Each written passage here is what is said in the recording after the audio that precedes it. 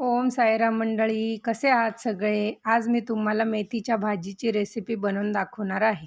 तर सर्वप्रथम मी पाण्यामध्ये मेथी टाकून ती स्वच्छ धुवून घेणार आहे.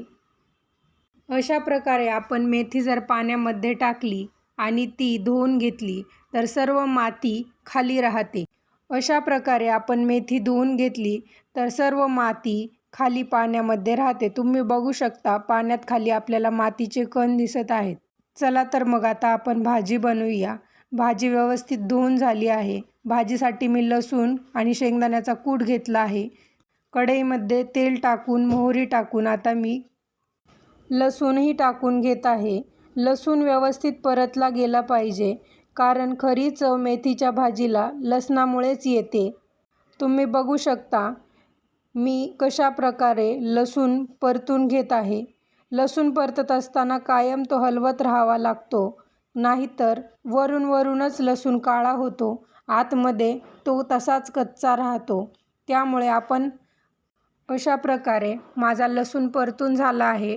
तुम्ही बघू शकता किती सुंदर कलर आला आहे. आता मी यामध्ये थोडेसे लाल तिखट टाकत आहे. यानंतर आता मी यामध्ये सर्व मेथी टाकून घेणार आहे. खूप सिंपल रेसिपी आहे, जास्त काही करावे लागत नाही, पण मेथीची भाजी खूप चवदार लागते. तुम्हीही एकदा नक्की ट्राय करा.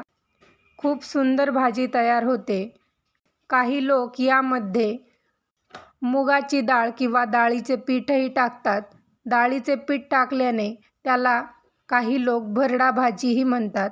अशा प्रकारे मी लाल तिखट आणि मीठ टाकून घेतले आहे. तुम्ही बघू शकता.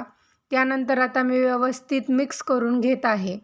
अशा प्रकारे व्यवस्थित मिक्स झाल्यानंतर थोडी परतल्यानंतर मी आता त्यात शेंगदाण्याचे कूटही टाकत आहे. 5 मिनिटात बनवून तयार होते.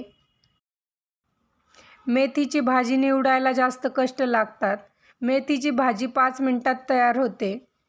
अशा प्रकारे माझी मेथीची भाजी तयार झाली आहे. तुम्ही बघू शकता खूप सुंदर कलर आला आहे. तुम्हाला जर मेथीच्या भरडा भाजीची आणि डाळ टाकलेल्या मेथीच्या भाजीची रेसिपी हवी असेल तर मला कमेंटमध्ये नक्की सांगा. अशा प्रकारे भाजी तयार झाली आहे. अशा प्रकारे मी आता हिला कढईमधून काढून घेणार आहे. यानंतर मला पोळीही बनवायची आहे. रेसिपी आवडली तर चॅनलला सबस्क्राईब करायला विसरू नका. ओम साईराम.